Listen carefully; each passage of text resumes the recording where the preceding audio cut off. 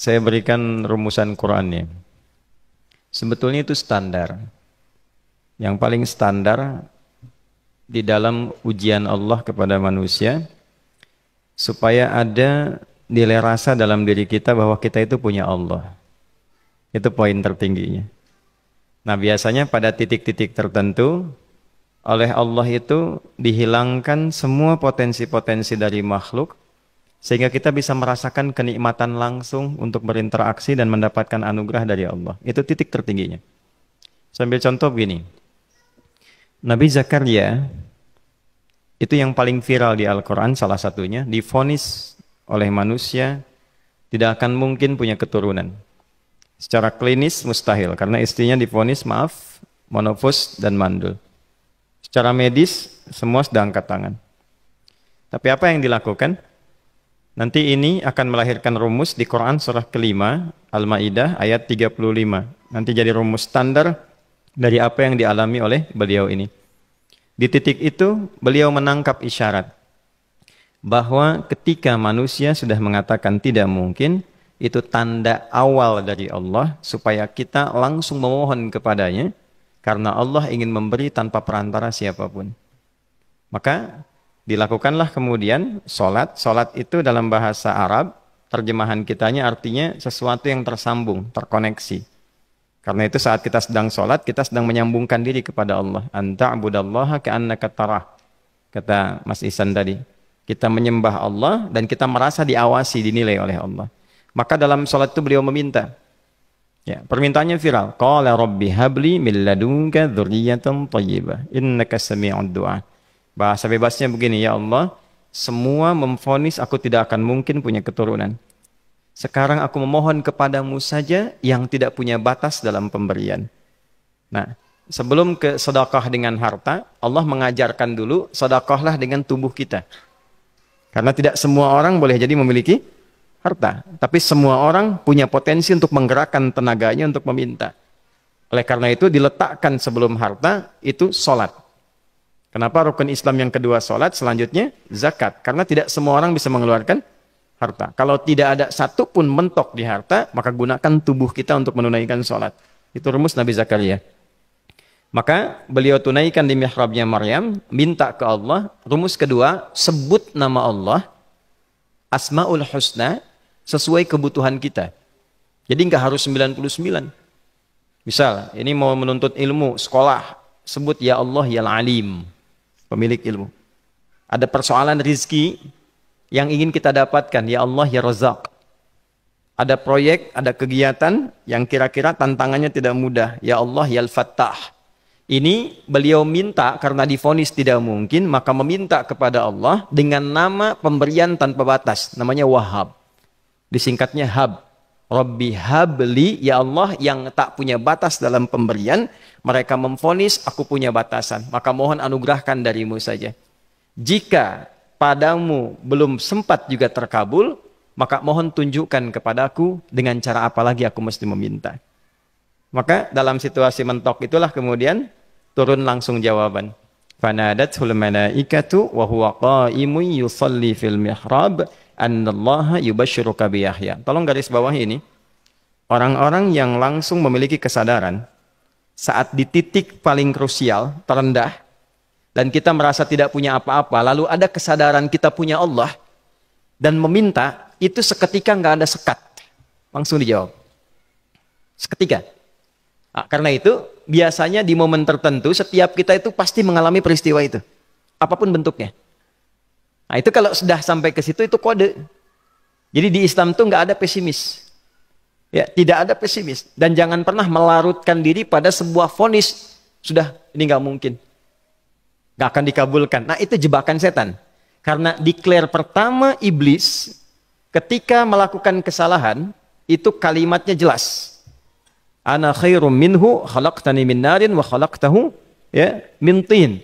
Saya lebih hebat, lebih bagus. Allah nggak mungkin nggak mungkin ada ampunan lagi. Jadi diteruskan kesimpulan ini karena nggak mungkin katanya diampuni, ya sudah bermaksiat saja. Karena nggak mungkin dikabul, ya sudah pesimis saja. Padahal di titik itu Allah sedang membuka, temukan kata itu, temukan hubungan itu, minta itu tanpa sekat. Maka seketika malaikat turun menyampaikan doamu dijawab. Itu sedang berdiri, baru selesai doa, belum selesai sholat, belum salam. Turun malaikat mengatakan, Allah kasih kabar, kamu akan punya anak, langsung namanya dari Allah Yahya. Jadi Yahya itu pemberian Allah. Ya, pemberian Allah. Yahya artinya hidup. Yang mustahil menurut manusia. Lahir seorang bayi dari rahim perempuan yang divonis menopause dan mandul, kata Allah, jadi dan hidup. Nah, rumus itu nanti terus dialami oleh para nabi, puncaknya di era Nabi Muhammad SAW, nanti melahirkan panduan di Quran surah 5 ayat 35. Ya ayyuhalladzina amanu ittaqullaha wabtaghu ilaihil wasilah. Perhatikan kalimatnya dengan detail ya. Hei semua orang yang masih merasa punya iman. Tuh iman kita disentuh. Jadi kalau mengalami persoalan di titik nadir, terendah, itu yang disoal oleh Allah imannya dulu. Kamu masih punya iman nggak? Orang beriman nggak mungkin pesimis. Orang beriman nggak akan putus asa. Orang beriman nggak akan bunuh diri. Imannya ditanya dulu. Katanya kau beriman, iman kamu di mana? Kalau masih punya iman, kata Allah, ini ujian dari saya, supaya kamu nyebut saya. Katanya ingin mendekat, kata Allah kan. Ittaqullah, nah ini rumusnya. Wabtaghu ilaihil wasilah. Kalau engkau pengen cepat dapat solusi, maka aku berikan perangkat untuk cepat mengabulkan doamu itu. Perangkat itulah disebut dengan takwa. Nah, takwa itu ada urutan. 240 kali disebutkan dalam Al-Quran, dibagi pada 3 segmen. Segmen ibadah ritual, segmen ibadah sosial, satu lagi segmen rumah tangga.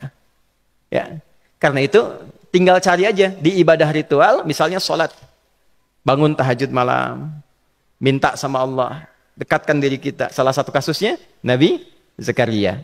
Ya, itu poin yang pertama. Yang kedua nanti ada maliyah sosial, itu yang tadi dipraktekkan, sedekah dengan harta. Ya, tidak harus banyak, yang penting Allah minta apa, ikhtiarkan, nggak akan dilihat berapapun nilainya. Yang dilihat itu ada nggak kemampuan mengimplementasikan imannya, itu poinnya. Titik itu, ya. Yang ketiga nanti di keluarga. Urutan pertama orang tua. Kata Ibnu Abbas radhiyallahu taala anhuma, tidak ada satupun aku melihat amalan tertinggi yang menarik perhatian Allah untuk memberikan ampunan pada orang taubat atau mengabulkan doa dengan cepat kecuali berbakti pada orang tua. Dan kisahnya viral sekali di Al-Bukhari, 3 orang terjebak dalam gua, kemudian tertutup batu besar karena berteduh hujan, tapi tertutup batu besar. Lalu ketiganya mendorong, tidak pernah bisa mengeluarkan tenaga yang mampu mengeluarkan mereka dari batu itu. Gak bisa gerak. Satu di antara 3 orang ini mengusulkan, sudah, ini tanda dari Allah, jangan gunakan kekuatan kita lagi, kita diminta menggunakan kekuatan yang Allah berikan. Coba kita cari amalan rumus takwa tadi. Satu di antara 3 itu mengatakan, ya Allah, saya punya seorang ibu.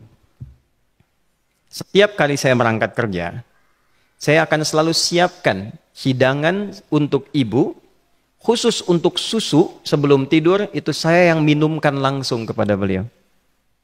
Itu berlanjut selama hidup saya seperti yang kau ketahui. Satu kali, saya pulang dari kantor, dari pekerjaan, ibu saya sudah tertidur. Sementara susu belum diminum. Dan kami putuskan tidak ada yang berani menyentuh susu dan minuman makanan kecuali ibu terlebih dahulu. Maka saya putuskan memegang nampan susu di samping ibu yang tertidur dan menunggu beliau bangun. Tiba beliau bangun tengah malam, saya berikan susunya tanpa saya katakan saya telah menunggu cukup lama untuk memberikan susu itu. Ibunya nggak dibangunkan, dibiarkan istirahat dengan nyaman, begitu bangun diberikan susu tanpa komen sedikit pun. Nggak bilang, mas sebetulnya udah lama tadi nungguin deh. Langsung diberikan. Seketika ibu senang istirahat dan lalu mengatakan pria ini, ya Allah, jika engkau ridha dengan amalku ini, maka mohon bebaskan kami dari kungkungan batu ini.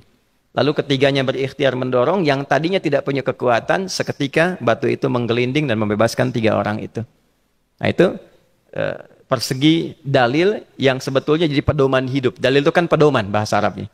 Pedoman berkehidupan. Kita di Islam itu lengkap. Jadi kalau kita mengalami kasus itu, dimanapun, ya, baik di kedudukan, di usaha, di pengetahuan, sudah mau ngapalin mentok, gitu ya, itu ujian.